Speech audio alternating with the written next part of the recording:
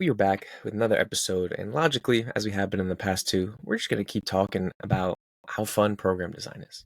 I think I might be biased here, but for me, that's always interesting. And I think it's practical, right? There's a lot of stuff that we can talk about, right? In the past episodes, it's been tough to talk about some of the things, and we can never talk about all of it, right? So I think this might be one of the last ones where we kind of wrap it up in a sense of, okay, the first two episodes focusing on here's the basics for hypertrophy, basics for strength, and now just kind of touching upon things that are not necessarily only for advanced people or advanced techniques in themselves, but perhaps things that you can think about after you set a really solid foundation designing your program for your first two, like the first two episodes, right? So it's one of those things where, okay, here's a little bit of design plus practical execution of, you know, doing this stuff. Because sometimes, we can all write it down, but now we can give a little bit more insight to how it might play out in real life. Because as we know, life sometimes punches you really hard, and you're like, "You thought you were training today? Nope." Or you thought you had an hour in the gym? Looks like you have 20 minutes. So that's going to affect how what your initial plan is, but how you approach that could easily make it happen. Still get some really good sessions in. So I think that's where we'll kind of start and say, "Hey, you're all going to make it." So Yeah, dude, I like how you frame that a lot. I think that that's just to really drive it home. Like when we say advanced techniques or something, like that doesn't mean better. That doesn't, it doesn't mean it's going to make you grow more.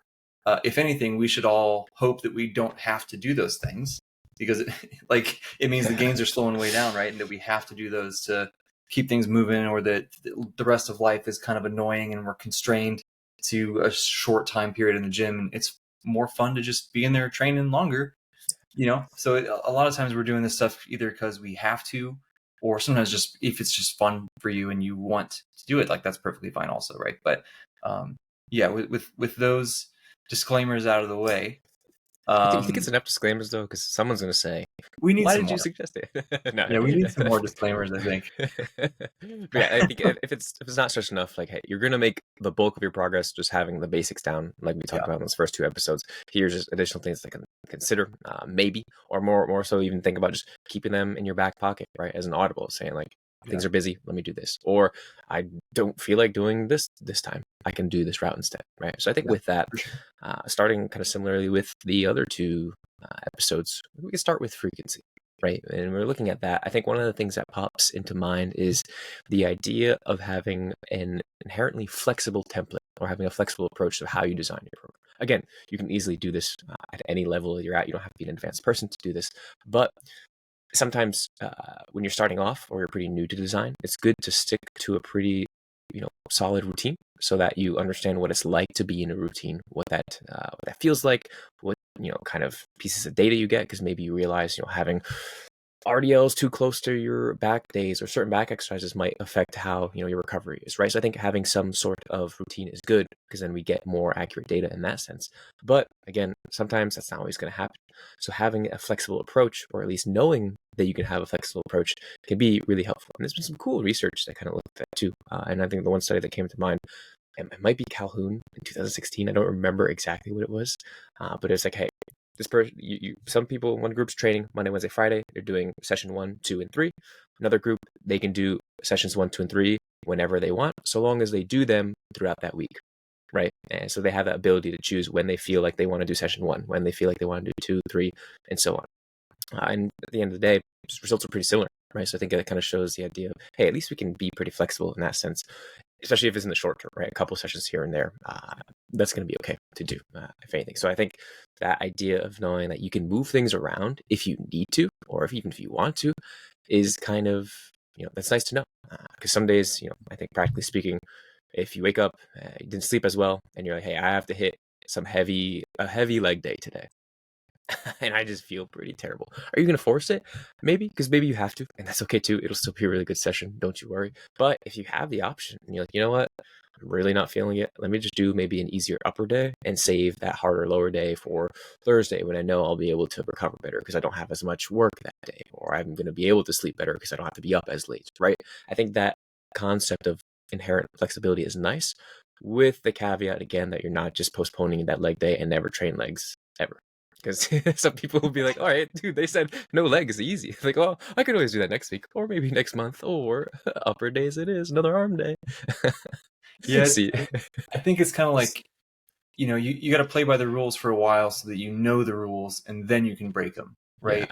Yeah. That, like you said, I think it's really beneficial. I'm completely on the same page with you. Spend some time trying to stick to like spend some time making the plan, or go to a coach you trust or whatever who can give you one that is suited to your life and your schedule. And like, we're not going to put the hardest leg day on, you know, Monday when you're coming off of a 9-hour work day, and like you usually go out drinking with your friends on Sunday, so you're hungover like you know what I mean? Like, let's not plan for failure here. Let's make sure things are structured appropriately. But beyond that, right, stay with it for a little bit. You figure out all these things, like, the fatigue overlap and just all the stuff. You build some good momentum, and then you can start to break those rules a little bit and shift some things around. And um, you know, to me, on paper, as long as we're getting everything done in the same whatever unit of time we want to use, a week, a month, whatever, I don't see why the results would be different, at least for hypertrophy. Strength might be a little bit funky depending on, like, if you just if you push all your heavy days off until like 6 months from now, it's probably not the best. But muscle growth, there's just more flexibility there. But anyway, I feel like there's probably a sweet spot of like how flexible you want to be, at least for the most part. Like, we probably don't want excessive swings in, like, your normal week is spread out like X, but like this week I need to, push this day back, and then I'm going to do double the work on the next day to make up for it. And I have to skip that day. Okay, I'll just do another session the following week.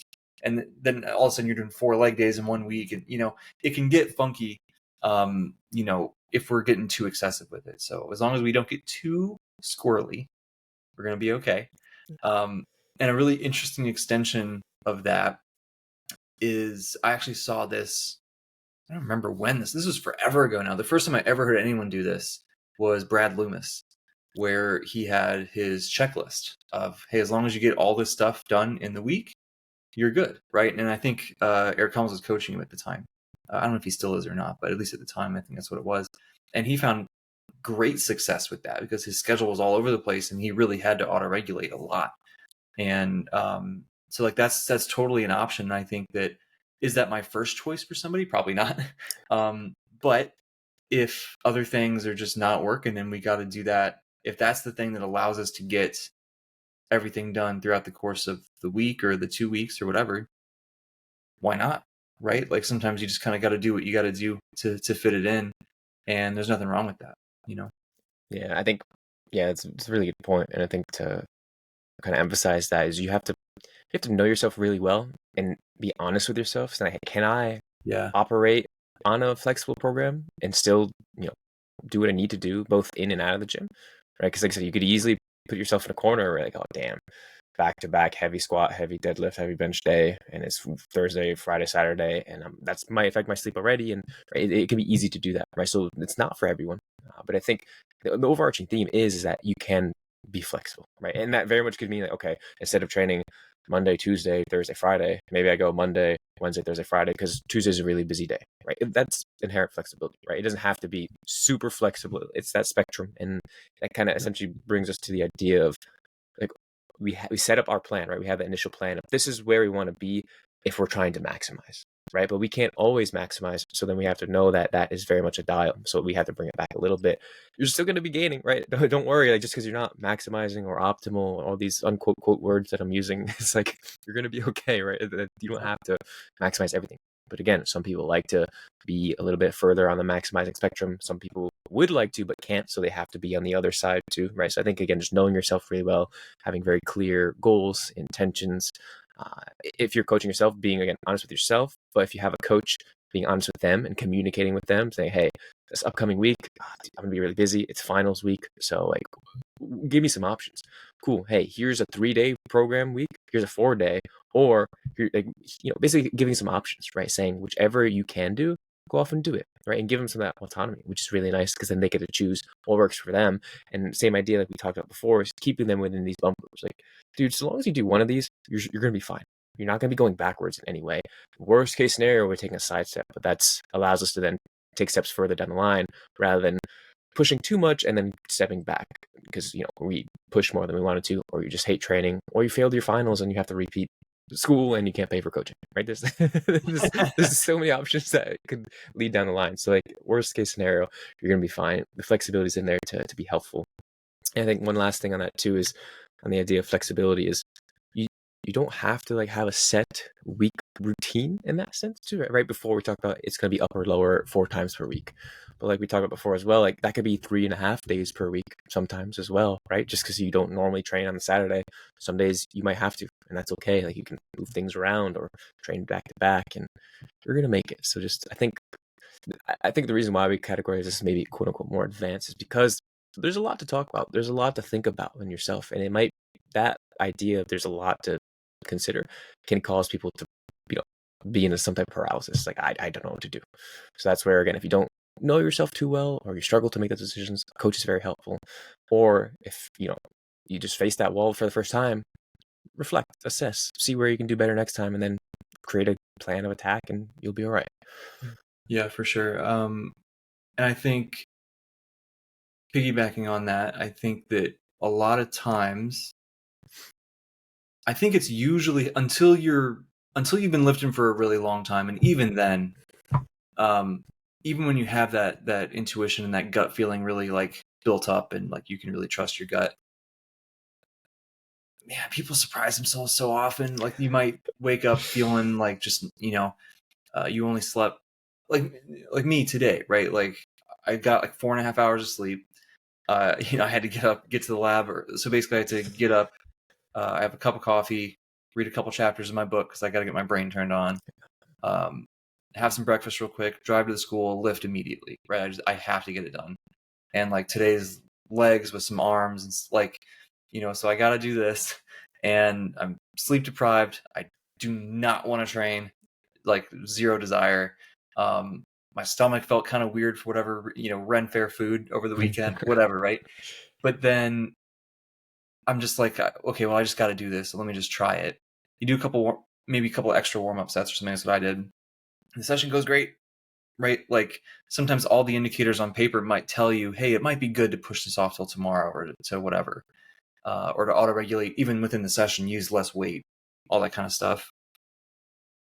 Dude, sometimes if you just go in there with the intention to train hard, things go really well. Surprisingly, some of my best workouts have been when I'm sick or barely slept or whatever, right? So I think we're going to talk about a lot of really cool things that we can do, but I at least I personally am a fan of using these like reactively most of the time rather than proactively.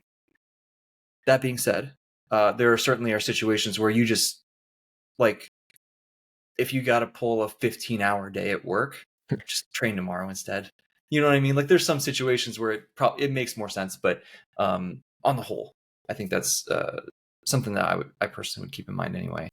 And then one other thought that came to mind too, as we're talking about these different flexible template kind of styles, is something that the JPS guys have talked about before with like a priority system. Yeah.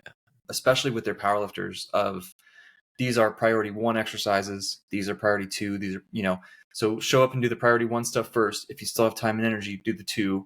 Still have time and energy, do, so you can do that kind of thing for bodybuilding also, right? You can, if there's certain muscle groups you're emphasizing or certain weak points that you really got to make sure that you get done, that's priority 1, right? You can kind of set that sort of system up, and there's infinite ways to do. I hope that is clear from us, going through all these things, that there's infinite ways to do this. There's no right or wrong. The research on this is like there's not much, first of all, and 2, it's pretty mixed, and it's actually surprisingly difficult to study because there's a lot of things to account for. So we really got to lean on logic and experience, so that's kind of where we're focusing right now anyway. But yeah, man, the bottom line is lots of ways to be flexible. Probably a good idea for the most part, especially as you've been doing this for a longer and longer time, your body better and all that kind of stuff. And also, I think the last thing I'll throw in here before I tag you back is it doesn't have to be physical stuff, and it doesn't have to be schedule stuff. Sometimes it can be like, mental, emotional, it's just not there today. And does that mean that your training session will be bad? No, not necessarily. But I've been in this situation, and I have had some clients who have had this before, where it's like you're just in a really bad mood, right? And training is going to make you feel worse because it's, for whatever, you're going to have to deal with waiting for machines. It's going to be super packed, and maybe they get anxious when the gym's really packed or whatever, right? For whatever reason, sometimes you're in that situation where it's going to make your mood worse to go to the gym, and it would just be more mentally healthy to go do it tomorrow and go home and whatever, take a hot shower, get some good food, watch a movie, something, right? Just relax, take care of yourself. So that's a totally valid reason to do this as well. I just wanted to add that. So Live to see another day, right? Don't need to yeah. force more bad on top of bad, or force Yeah. yourself to do things you don't really want to do.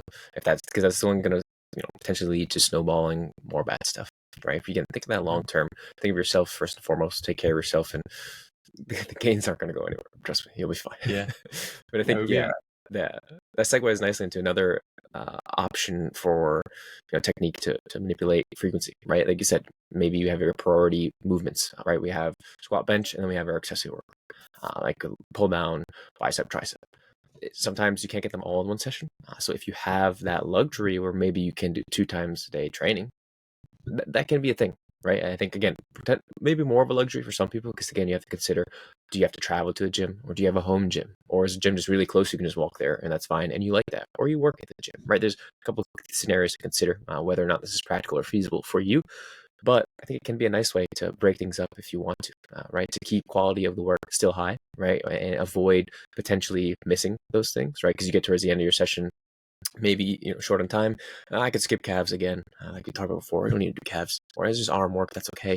I can skip it, or maybe you can just come back later, or just do them in between your clients, whatever it might be. The 2 days is an option.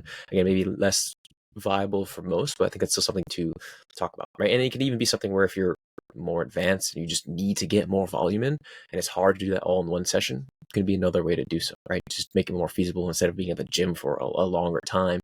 This is an option. Have you ever done 2 days, or is that something you've considered?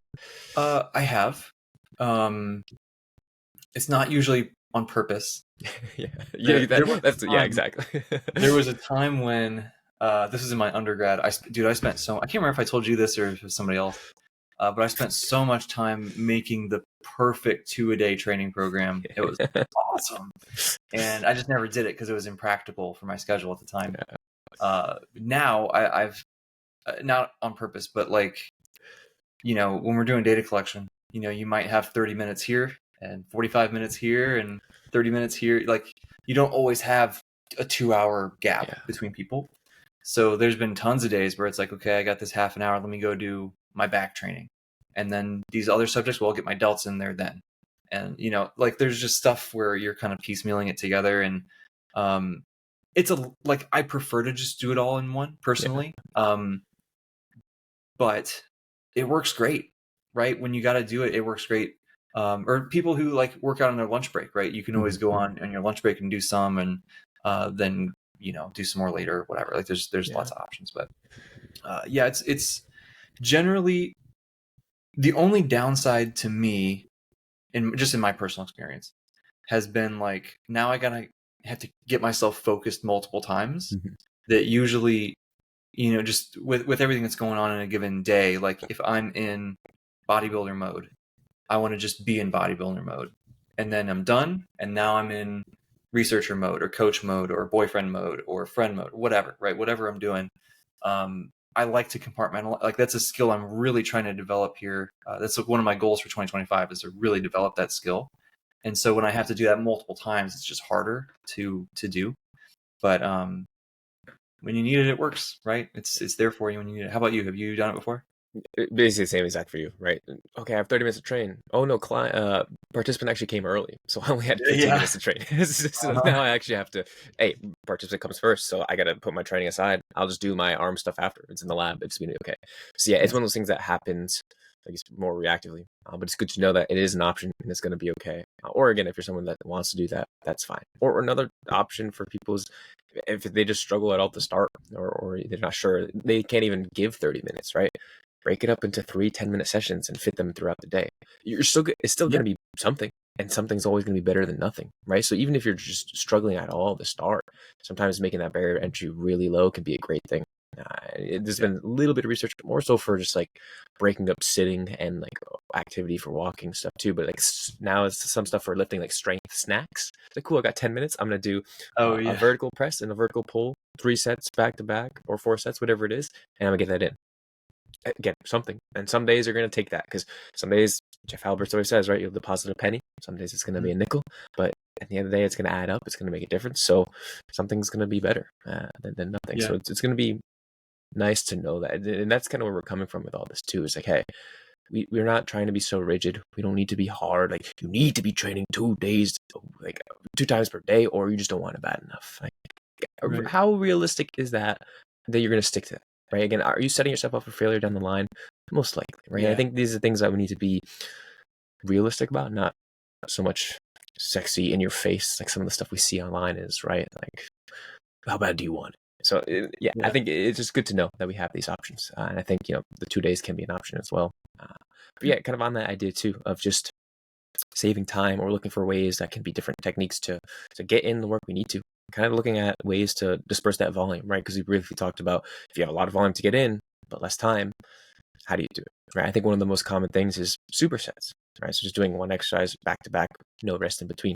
And specifically here, I think a good way to approach it is supersetting antagonist muscle groups, right? So the opposite muscle that's working, chest and back, bicep, tricep, quad, and ham.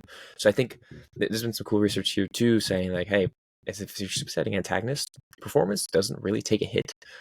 So I think that's a good thing. But with the small caveat that maybe the overall session RP might be harder, right? Because you're just doing a lot of work in a small amount of time. So it's, less rest. So there's something to consider, but it also could be a benefit, right? Some people like being dialed in for that session. They don't want time to zoom on their phone, go on their phone scrolling or be distracted. So that can be a benefit. Again, we're not saying this is the end case scenario. Like, you will have harder session overall, session RPE. It is difficult, better, worse. That doesn't really exist in this context, right? It's like, hey, these are things to consider and think about. But supersetting antagonists is just really practical, right? And I think that's a really good way to get in some more volume. Another caveat though, can you actually do that?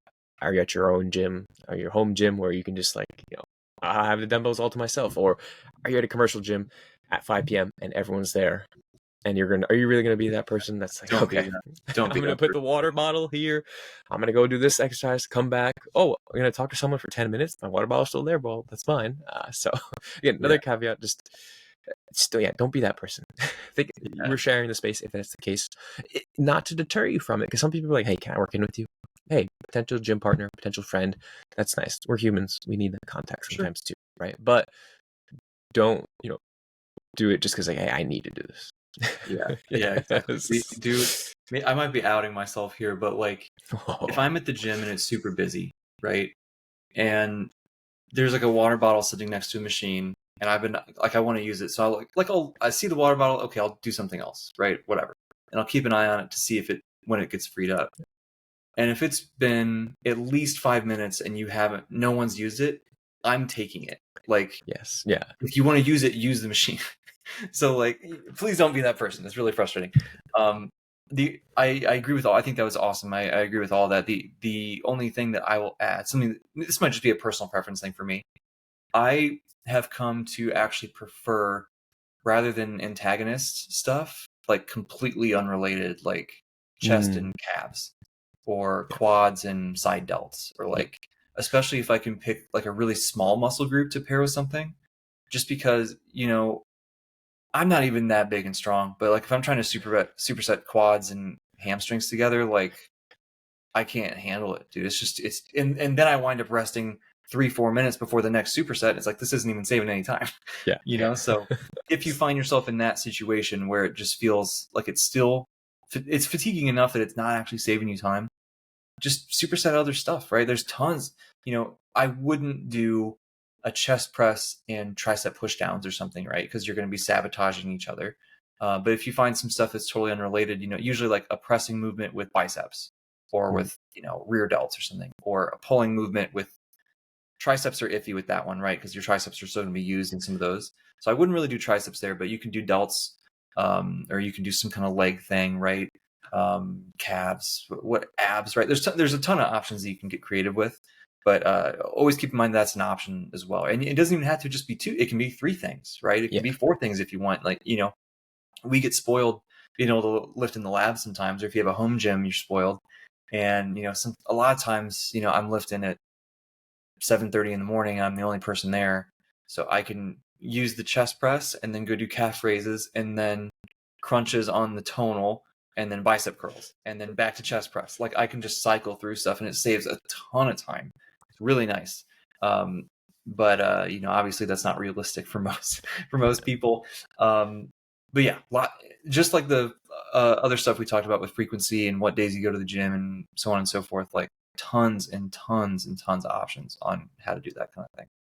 Yeah, I think what's nice about, again, like we talked about a lot in the last 2 episodes, is really taking the time to set up a nice program. Is you can almost inherently have supersets be in there if you need to, right? I do this just because I like setting up my sessions like this. So, for example, an upper session, right? If I'm doing 3 uppers throughout the week, I usually hit 1 exercise per muscle group. So it'll be chest, back, tricep, bicep, shoulder, and then ab, right? So right there, if I need to, I could easily superset all those like that. Yep. Or like you kind of talked about, some exercises I just don't like to superset. A lot of times the compound ones, the more skill-based ones, a lot of, vertical, like Yeah. pressing, some heavy pressing stuff.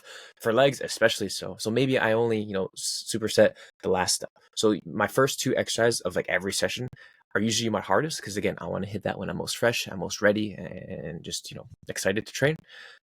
So usually those I avoid supersetting because of that. And then the other ones, pretty much no problem. For the upper day, bicep, tricep, shoulder, ab, easy. For my leg day, if I have to, again, usually don't like to, but I don't mind supersetting leg extensions and lying hamstring curls, and then calf and adductor. Like, I can do that easily.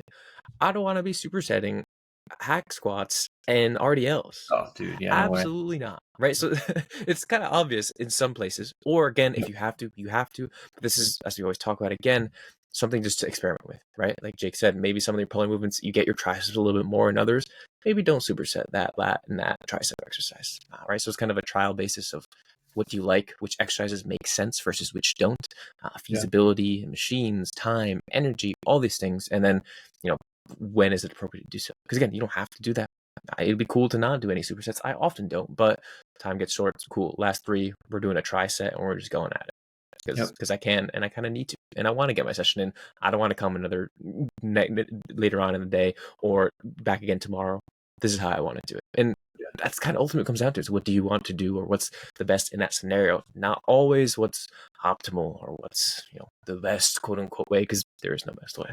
Yeah, right. And there's a lot of ways to skin a cat too. These poor cats, man, they get skinned all the time. We got to use more friendly terms now. We can't be do need saying to. that.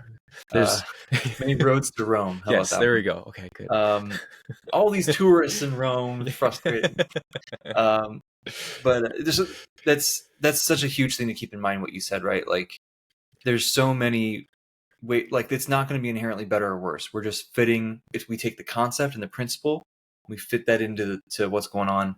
And just like we talked about, the sort of auto regulating the sessions and all that, like, this is something you can pre-program this in. Like you mentioned, that you can use it sort of reactively if you got to save some time. You mentioned that.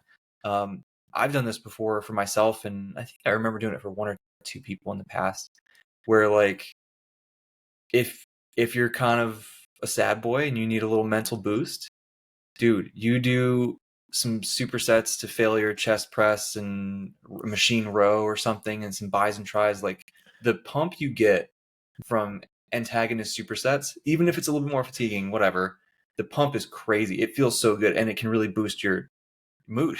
You know what I mean? Like, that's an underrated thing sometimes. So, like, you can use stuff for that. Same as some of these other things that we're probably going to talk about. Like, some of it can just be because it's fun and feels good, and it keeps you motivated and having a good time. I really like that note you said about just sometimes you got to do it to make yourself feel good, and it's.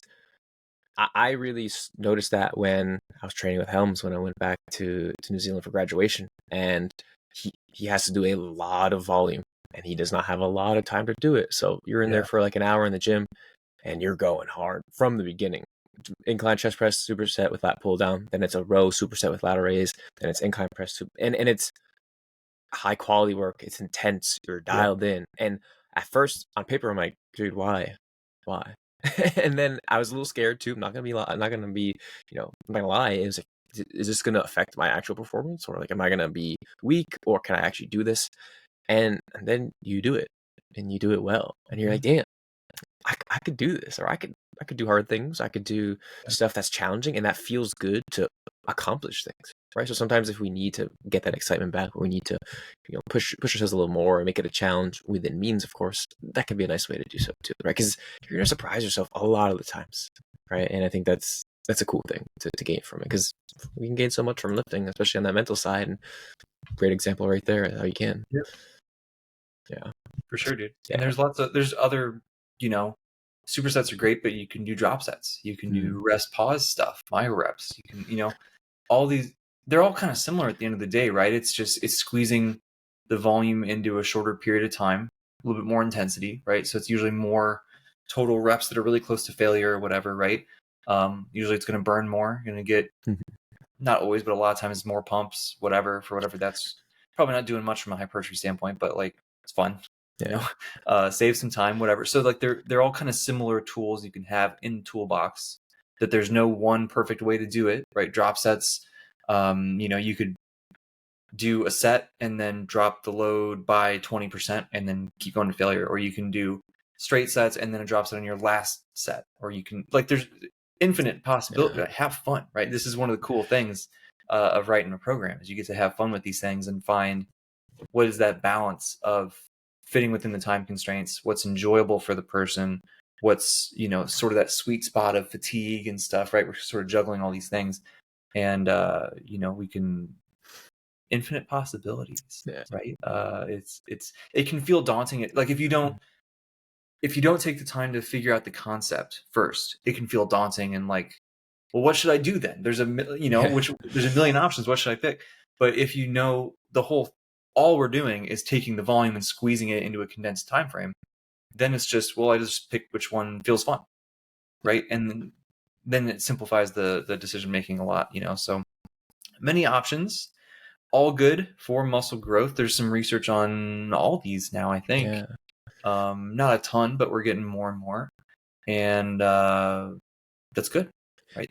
The drop set one is interesting, because I think you get a lot of different viewpoints. You get some of the more traditional, quote unquote, old school people like, you got to do them. You just got to do them because it's intense. You feel it. So if you feel it more, you do it more. You're going to grow more. Again, maybe not true, but if you like it and you're able to do more and make it feel work, that's okay. And you have some people who are like, that's too fatiguing. Like, you're producing less force each set, each rep, and you're just accumulating a lot of fatigue for not much of a net, quote unquote, stimulus. And you could see both sides, but then again, like we talked about, it comes down to what's, what you're going to enjoy, what you're actually going to do, what you're going to adhere to. And realistically, it's easy to work around some of those constraints / negatives that maybe come into play with drop sets, right? I think that's where RP and RAR is just so nice. It's like, hey, hit a 2 RAR or 1 RAR, and like, that's going to be technically stimulative. We have such a wide rep range that we can do so. Yes, we might have to drop a load, because we are dropping a load if it's a drop set, but we hit that 2 RAR or 1 RAR, theoretically should be similar. And then if you need to make up for potential loss of volume from that because you're dropping sets, doing less maybe reps, just do another additional drop set, another set of that to make up for it, right? So it's like there's some easy ways to work around it. I think some people might think too dichotomous with it. It's like, it has to be done this way, or it's less efficient, more efficient. It can be either or, and you can fill in the gaps, so to speak. And that's something the drop sets that was not eye-opening necessarily to me, but it was like, oh yeah, like, why didn't I think about that? Like, just do another set or like just add additional drop set to make up for, quote unquote, anything lost. Like, again, you could, if you really wanted to look at the total tonnage of how much reps times load you did and equate that, sure, theoretically you could, but like, most people don't want to, and like, does it actually matter? Who knows? But it's like, if you want to get as close as you can, instead of your normal 3 sets of 10, maybe do 4 or 5 like total drop sets or something, or aim for 30 reps and do however many drop sets it takes to get the 30 reps, right? Or like, that's basically like cluster sets is, right? Hey, I have a 30 rep target, let me do as many reps as I can to get a 2 RAR, rest 20 seconds, as many reps as I can, and do this as many sets as needed to get it. And that's where I tend to drift more towards cluster sets, because it has a little bit more of a direction slash guidance or guidedness to it, which is nice. And we can make it a little bit more just like straightforward. I think instead of saying just do 3 drop sets and whatever, it's like, all right, you're doing 20 reps, as little sets as needed, 20 seconds in between.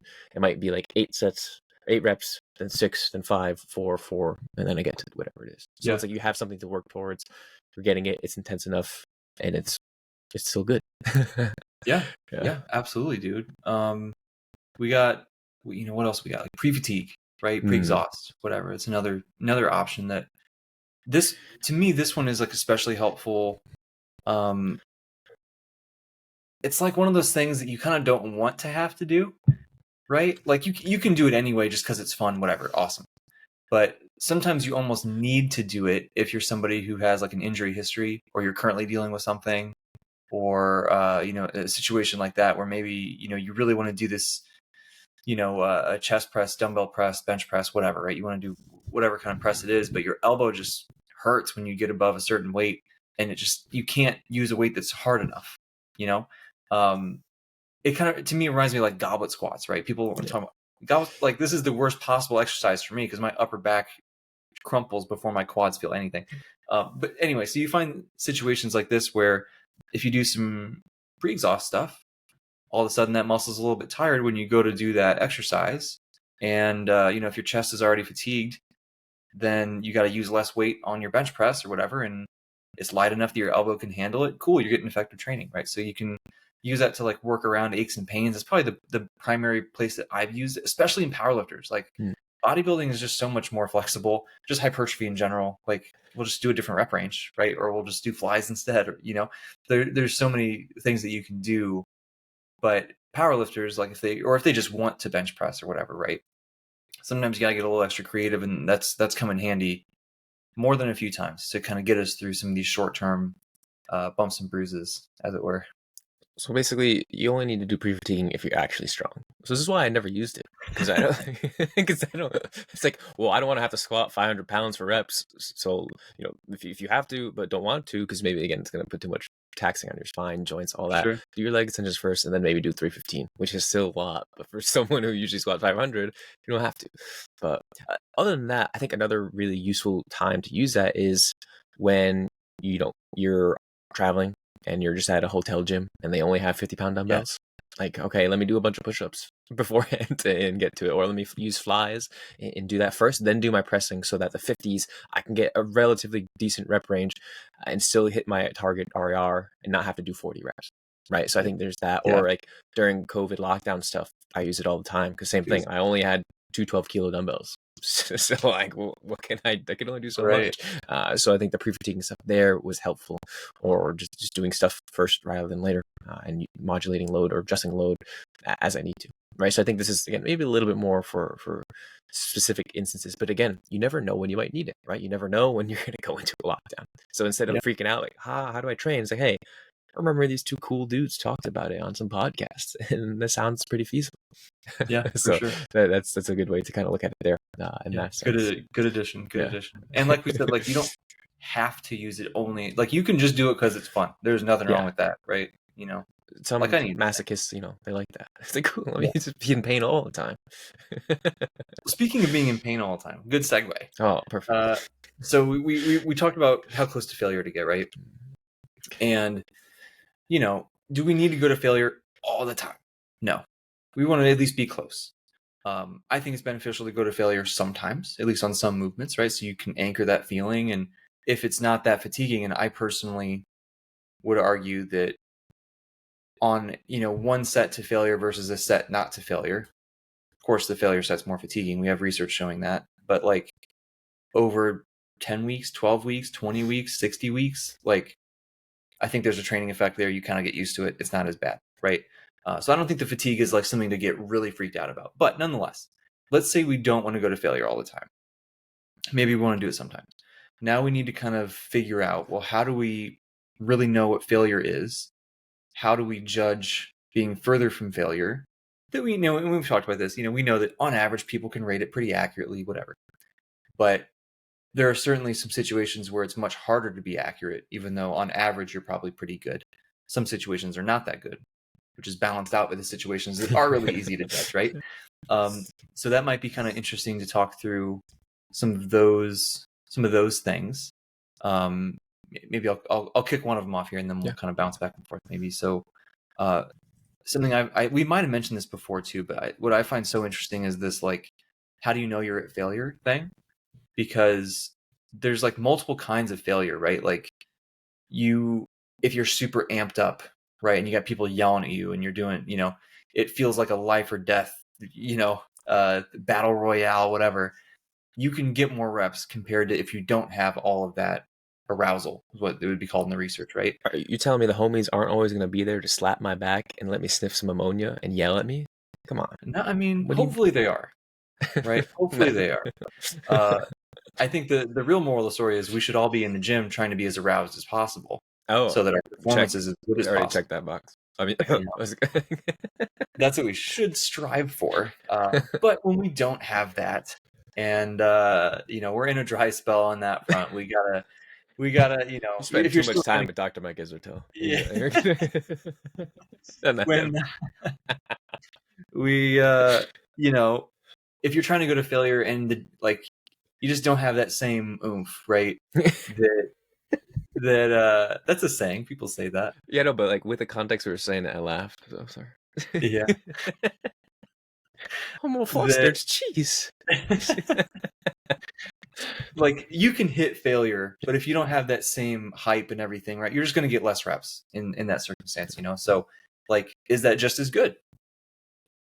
Who knows, right? We don't have research on that. Probably not, right? You're doing less reps, you're generating less tension, all that kind of stuff. So, like, that's a thing to kind of work around. Where is the sweet spot there? Because if one is probably more effective, but it also is way more fatiguing, right? Like, you only have so many sets like that in you. We have people, a study we had going last year now, they were doing 4 sets to failure that were like, we were all over them doing it like that, right? And it's on the leg press. If this bicep curls or whatever, they're doing that for my dissertation study, not a huge deal. It's fine. Leg press, single leg press, it's brutal, dude. Like, it's 4 sets. Like, a lot of people don't have 4 good sets in them, right? They hit a wall. Now thinking about trying to do 5 sets, 6 sets, 10 sets, however many you're doing in a workout, like, or across your whole workout, maybe you're doing 20 or 30 or whatever. Like, it's a lot.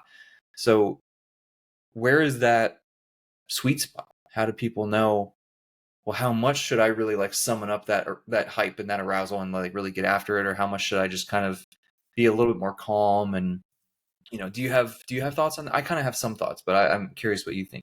Yeah, I think my overall theme of that is, again, what can we replicate consistently, right? Because what's going to be able to do each time. Again, homies might not always be there, probably not, or maybe you just don't have friends at the gym like me, and you're like, oh, where are the bodybuilders at? So it's one of those things where, okay, like, this is not always feasible. So I think keeping it within means of how much I can replicate and not have to, quote unquote, go there, right? I don't have to get the heavy songs or just really rile myself up, because that's just not feasible. I think there's that. And then, yeah, and how that are you saying how that bleeds into RER accuracy, or you want to start with just that first, of like how much time we're going there? I think we do them separate. Like, how do we just, let's do them separate, I think. Yeah. So I think it's basically that. It's like what can I do consistently? Because again, it just gives me the most concrete data that I can work with, right? Because I know, like, okay, it makes training predictable, which is something we talked about again before, that is very useful. Because if I know personally myself that I'm going to have 1 or 2 rep drop on this exercise, if I keep 2 reps in reserve, I can know what to expect. And then I can know if things are going wrong, because I'm consistently not within those ranges or those means, right? I think it's helpful to do so, because we get more accurate. And especially because we're in training blocks pretty long, especially if it's bodybuilding focused. Like, I just finished a 10-week block, and I probably could win longer if I wasn't dieting. So it's like, these things are, how long can I do this and put together more time training versus not? And that relates to how intense my mindset and my hype is there, right? It's more of like a controlled hype. And I'm also mindful of other people in the gym because I don't want to be grunting too much or being a little too crazy and smacking my head. Give me some good music that I can. It's like a mix of the Jeff Albert stoicism of him just like no emotion. It's me, but it's a little bit like focus because I think you can be too hyped where you lose some of that focus, and then that focus translates to less quote unquote proper execution of my movement, which means maybe tension's going elsewhere. My last couple of reps are just not lat focused; they're whatever momentum focused or something else. It takes away from the actual goal of the movement, thus the session, thus my block, thus my life. Yeah, 100%. Right. Yeah. You can. I'm on the same page. You can overdo it in either direction. You can be too calm, and where you're actually not training as hard as you think you are, right? So it's probably beneficial to have some of those sets, every once in a while where you really get after it just to see. And you can absolutely do it way too much to where you burn out and you're bothering other people. And you kind of. This was actually when I was powerlifting. This was me. That every set, dude. You find the perfect song, time it with the breakdown, and it stopped working. And I just couldn't get that same level anymore. And so then I had to like really take a step back, and it comes back, right? It's like it's like anything. When you take the stimulus away, it kind of restores homeostasis, and then you can you're more sensitive to that stimulus again, right? But yeah, you can overdo it either way. The consistency is probably really good. Some people just really love doing that kind of thing. Awesome. Maybe it's your last set's like that or something, right? Where you're trying to balance the any potential negatives that might come up, like you discussed. But at least you're scratching that itch still. Other people hate doing that, and cool, right? Fair play. Because like we always, and we said this before, we'll say it again. If you're worried about losing a little bit of stimulus because you're not getting quite as close to like true all-out gun to your head failure, just do another set. It's okay, right? You can make it all up. It's fine, So like as we said before, many roads to Rome. But you mentioned like RIR accuracy stuff. What point you want to make with that? So that was you kind of hit it there too, where you said I probably save it for my last set, and that's why I was going the same direction. Where if you want to really go there and get that intensity and be pretty strategic about it, taking your last set to failure can be a great option because again, it's just one set rather than four. And then I also would be mindful of what the rest of your session looks like and mindful that it doesn't bleed too much into it. If you're, and then again, certain exercises, maybe not. Like your back squat, you're maybe not going to go to failure on that, especially if you have leg extensions or leg press later on in the session. Maybe you save it for that leg press or the leg extension last sit there where you don't have to do any more quad focus stuff and you can, have your 48 hours or whatever it is to rest to the next session. So I think there's that. But yeah, I think it's a good way to assess if you are training hard enough. Right, just go all there. This is, we've done studying this multiple times where it's like shout out when you think you're at your 2 reps in reserve, and then go all the way to failure. Did you actually get 2? Did you get 1? Did you get 5? Most people you get 5 more because you don't realize how strong you are, or how much you can take it there, and that can be hard to get people to do. Right, so sometimes you have to give them that ultimatum. That sounds kind of bad, but give them that challenge of, hey, take this last set to failure, record it, send it to me, and we'll see where we're at. They send it to you, you're like, oh, dude, you got way more than that, even more so. And they're like, what do you mean? I thought that was 0. I was like, you think so, but it's really not. So it's trying to find that true 0 RIR can be tough, but it's the skill, and it ends up coming easily once you get there, or once you have the right push, either from yourself, friends, or coach, and it can be super useful because from there you can just work backwards, saying, okay, I know what to look for, what like comes up when this is a true 0 reps in reserve. Velocity of the movement is slowing down. I feel a burn more in the muscle that I want to work, or like I just feel like pain, or not super painful, but like I feel something, because whatever indices that you're using, it's helpful to know what those are, to be mindful of, to know, okay, this is how it feels like to be at 0, and this is how it feels like to be at 1 rep in reserve, and using those to be as accurate as you can, both within your set and then down the line for other sets and other sessions. So using that as a data point is really helpful. Velocity slowing down, feel of stuff. Video is, again, very helpful. It's super useful to just be, okay, what does that look like? And then when you're looking at that, again, looking at the actual movement of the velocity of the movement. But a lot of it, because RIR is subjective, it's how you're feeling. but sometimes we feel too much or we feel too little, and that can affect it. Yeah. So we're using some subjective stuff or some objective stuff like video to give us a little bit more of an insight, and we're using both coming to a conclusion, outside resources like friend or coach, and we get as close as we can so we know what that looks like, and just again being efficient with our energy and time and sets overall. Yeah, 100%. I love it. One extra little thing that I've noticed, something that I really like to do, that I have some of my clients who are only they only care about hypertrophy. We kind of thread this in there with them too, and it brings up a different challenge sometimes in terms of this judging how close to failure you are thing. When we start playing with range of motion, and like, okay, we're doing all full reps, but then you hit failure, do some partials until you hit failure in the lengthened position now, right? So depending on the exercise, that can make a lot of sense. Everybody's talked about the lengthened partials, blah, blah, blah thing, that like, it's great. Does every study show that it's better? No. Who cares, right? To me, it's like, let's not make sure that we never get the lengthened position under load. You know what I mean? Like, let's make sure that that's included in our program somewhere. It's probably a really good idea.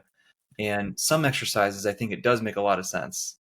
I'm writing down. I'm quoting Yeah. this. I'm sending it to Milo, by the way. So go Hey, ahead, I'm keep staying going. in Milo's good graces, okay? No, Like, I'm not saying, oh, the leg press study didn't work better, but no, this is why we look at totality of research, Yeah, folks, exactly.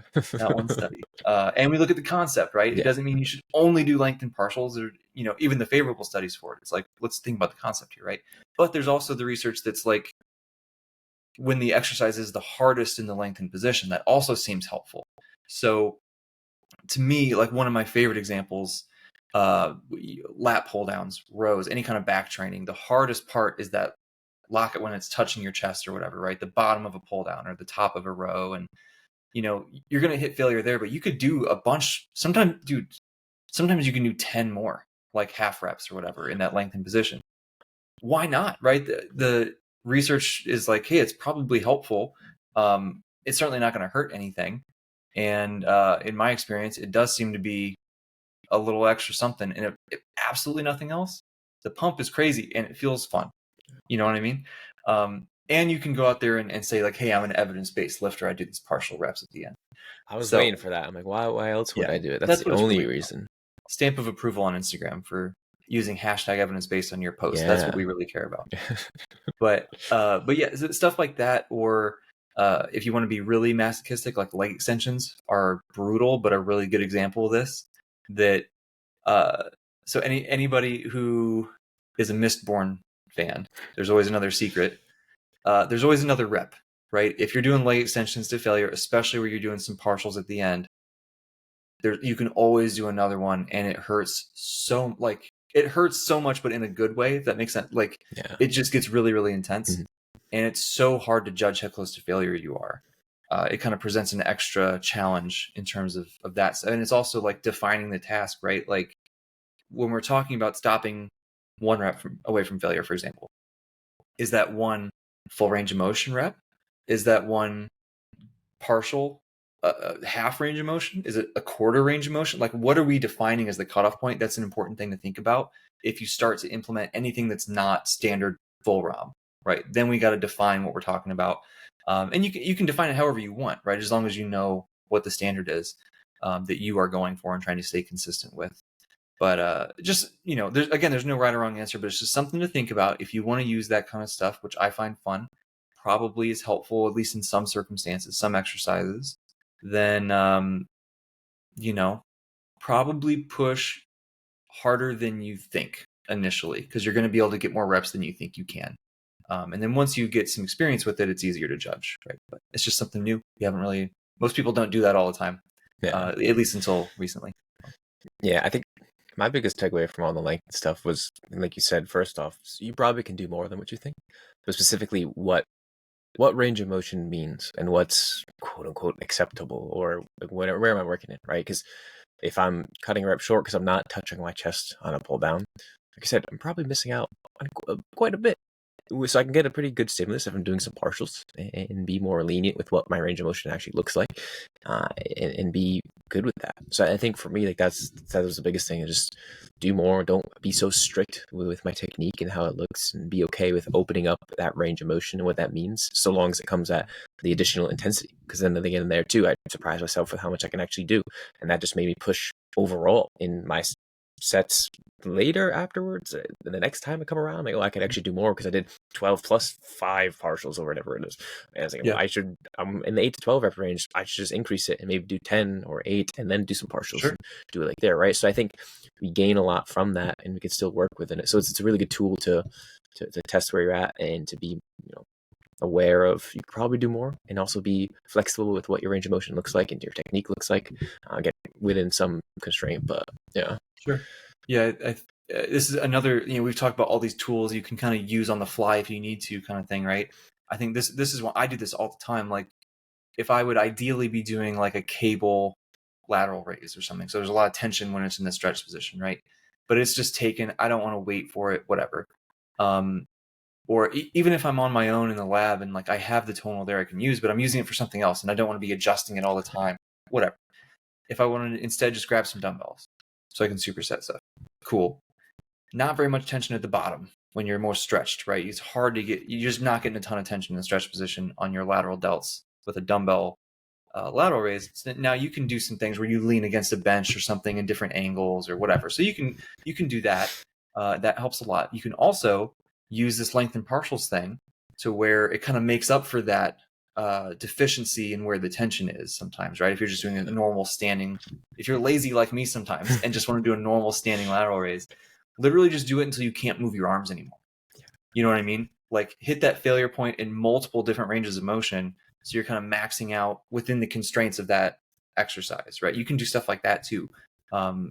Just another, and there's tons of exercises you can do that with, right? Like there's a whole bunch of stuff that we can do. It's another one of those like time saving things if you need that, right? So we've said it a million times, broken record, but lots of options. Yeah. No, I think, kind of touching on what I had said too about the idea of range of motion and what form looks like. There's a recent paper that kind of touched upon that too, which would be cool to talk about. Like, what does your form look like? Right. And I think that is a spectrum itself. But I think what we're learning is it can be a lot more flexible than what we think, right? It does not have to be extremely strict. Whereas if you don't get 180 degrees of elbow flexion at this point, you must terminate the set immediately. Like, you can move a little bit around that. Trust me, you'll be okay. I think I was very much, I got caught in that trap for sure of strict technique. A lot more so for like powerlifting stuff. For my squats, I'm like, if I'm not ass to grass, I'm not increasing load until it looks kind of perfect, right? I was very stubborn with that, and it did okay, but I hit walls more frequently, and I hit them probably harder, and they were harder to work around because I had those strict rules of what things looked like, right? It was frustrating because I could never get past a certain load or whatever it was, and I think it's normal to do that, right? And to have that, but I think especially when I transitioned more to bodybuilding focused stuff, a lot more lenient, because I prioritized intensity over the technique, right? I make sure I'm training hard enough, and that's okay if it comes at a slight expense of a little bit of deviation in form. And for me, that was like, again, a little bit less range of motion specifically. So it's like they're all tying into each other, right? Of our actually length and stuff, range of motion difference, technique, and it's, some people are like, well, why are you dissecting it that much? It's helpful because sometimes we have quote unquote deficiencies in one of those areas, so we make up for it in the other, or knowing because we have this one here, this is why something might happen here. It's just good to know, so long as, again, you're not overthinking it, or you're not paralyzed by it, or it's holding you back from actually putting in the action and the work, kind of like I said for my squats. But I think, that the cool study is like essentially saying like, what, you don't need to be so strict. I haven't read it fully yet, but it's comforting, I think, right? Like, we can just relax a little bit, train hard, make sure your technique is solid, right? We're not saying to like be super crazy with it, but make sure it's solid, and but it doesn't have to be pristine every single rep, because dude, if we're getting super close to failure or whatever, like, it's going to break down a tiny bit. That's just how it goes. Maybe not every time, but at least sometimes it's going to happen. And a lot of this stuff is kind of, when we see the like equivalent or at least very similar outcomes, kind of, this or the tempo stuff, or things like that. Like it's comforting because we just have more options. We don't have to stress about it so much. We can focus more on these things that do have more power to change the outcomes and the results, put more of our mental energy there, and not stress too much about some of these other things. I think one of the other interesting ones that, like, rest period stuff is like, it's kind of what's the word I'm looking for? It's kind of weird to, you look at some of the research and it's like longer rest periods are better for growth, right? It's like, well, why? Because we also have stuff that says drop sets are just as good, but you're doing short rest there. Like, what's going on? But this is like top of mind because I was talking about this study in my class the other day. The Schoenfeld study, the 3-minute rest versus 1-minute rest, right? It's like, well, why is 3 minutes better? Because they didn't adjust the load set to set, right? So they're doing really low rep sets because the fatigue builds so much with short rest periods. Whereas with the longer rest period, they're recovering totally fine and they can repeat performance much better. So that makes sense. But like, if you want to do shorter rest, just decrease the weight a little bit, it's fine.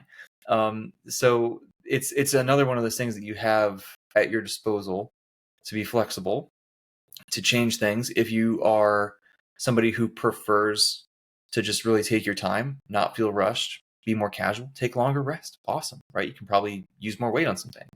If you are under a time crunch, adjust the weight a little bit more set to set, or do some of these other intensity techniques we talked about, or anywhere in between. You can mix and match stuff. You can do all kinds of things. Maybe you find that you are somebody who gets distracted really easily scrolling on your phone. Pull out that timer, right? Start timing it for a minute just to kind of recalibrate. Then you can get, no one wants to time the rest period every time they're in the gym. That sucks. No one wants to do that. But at least doing it every once in a while can help you kind of recalibrate, get back to a reasonable time frame. And then, it's like, there's just so much stuff you can do with it, but there's no clear better or worse, which is ultimately the takeaway of this whole episode, I think. Yeah. Is we have all these tools. We got our toolbox loaded up. We're carrying it with us. We can pull out whatever we need whenever we need it, and make it work at the end of the day, right? It's sort of that simple. But it's helpful I think it's helpful to think about it in that way, because then it's not overwhelming and paralysis by analysis. Like you said earlier, it's just like, oh, I'm a time constraint. Okay, I have these 3 options. I'll do this one today. Whatever. Yeah, and that's why I think it's so, like you said, it's so important to think about it, and it's so important to acknowledge and the research in it, because it gives us those tools to then put in our toolbox, right? And the different types of tools to do so, right? Because like you said, for the tempo stuff, we know, okay, like, or the rest period stuff rather, right? We know you can time it if you want to, or you don't have to. We also know that people are really good at just going when they feel like they're ready, and that being sufficient enough to still, be a good training session overall. But again, if you're someone that needs to time it, cool, bring that tool out. If you're finding performance is lacking, or it's time constraint, whatever it is, we have these tools, like you said. But the research gives us those options. It presents that to us. It gives us somewhere to start. It gives us somewhere to refer back to in case we hit a wall. So it's nice to know that, to have that.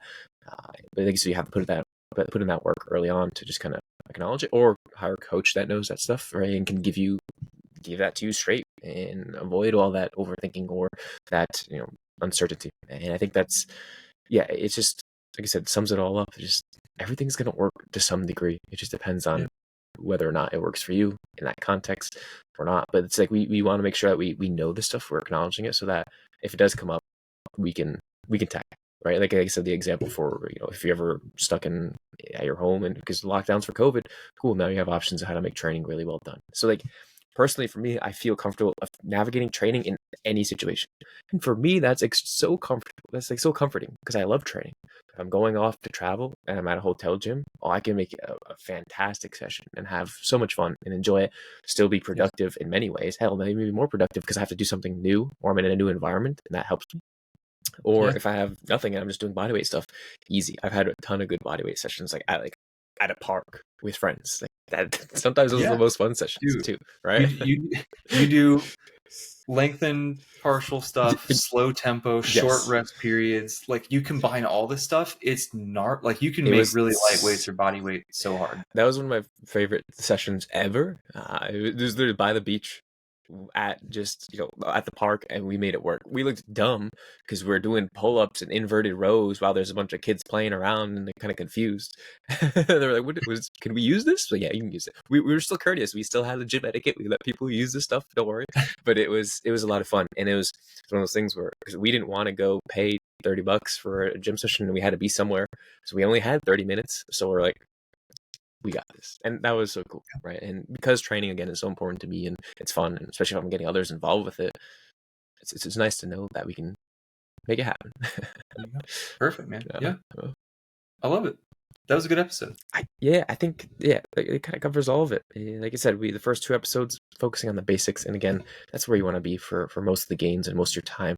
And in this episode, we touched upon a little bit of the execution of those things, some potential things and techniques and ideas to keep in your back pocket. Again, the more calling it audible, it doesn't have to be integrated into your program right away, but if something comes up in the immediate future, in the far future, you have those options, right? And some things to just make it work. And that's what it comes down to. You just got to make it work, make it happen, focus on those pillars of training hard enough, keeping tension in the muscle you want to work on, enjoyment, adherence, what you can replicate. And again, we're all going to make it. So yeah, that's it. And like we said, like, you can put this in your program on purpose on the front end if you want to. It doesn't have to be reactionary, right? You probably just want to kind of keep whatever technique you're using, whatever protocol, keep it consistent, week to week, so you can track the performance trends, blah, blah, blah. And if you want to maximize, and you can, do it. I'm one of those people too. I like to maximize when I can, but I can't always. So that's just, you sometimes just play the cards that you're dealt, but you still got a winning hand. And would you say you're a min-maxer, or what do you think? I think so. I've learned from RuneScape you kind of have to be, right? Because you only actually get to play the game when you beat the game. And beating the game is maxing. And it's been like 20 years and I haven't maxed yet. So I've just never been able to play the game. So I see. Yeah. See, I'm afraid to get hurt, so I put all my skill points into defense. Smart. That's a fun anime reference if anybody catches the title. But riding my giant turtle named Maple. Oh, both of or syrup. Is it syrup or maple? I've not seen it, so I don't know. It's actually really fun. Is it? Okay. It's like this. It's an isekai, and the girl. It's Bofuri, right? Character, yeah, Bofuri. Yeah. That she does that. She puts all of her skill points in defense because she doesn't want to get hurt. So she gets this crazy shield, right? And then she can absorb the abilities of whatever she kills, and she kills everything because their abilities reflect off the shield and kill it or whatever. So then she starts absorbing all these. She just gets so overpowered immediately, but it's just like a fun moe, cute, whatever. It's fun. And just like Bofuri, we're out here absorbing all the knowledge, all that we can about lifting, and we're gonna go out there and beat whatever comes our way. So, as always, we thank you for listening, and we'll catch you at the next episode. Peace. Bye.